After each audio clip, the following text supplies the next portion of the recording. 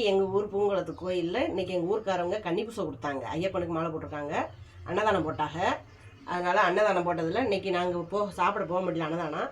அதனால் களை எடுக்க போயிட்டோம். களை எடுக்க போயிட்டு வந்து குளிச்சுட்டு கோயிலுக்கு போவோம்ட்டு சாமி மூட போனோம். சாமி மூட போனால் சாப்பாடெலாம் மிஞ்சி இருக்குது, அன்னதானம் சாப்பாடு.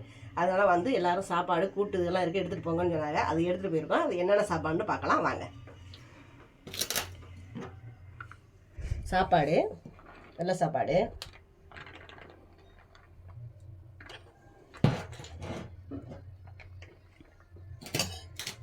அப்பளம்,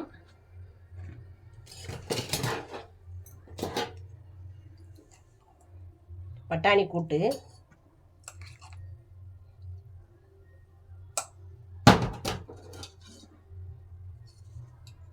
சாம்பார்,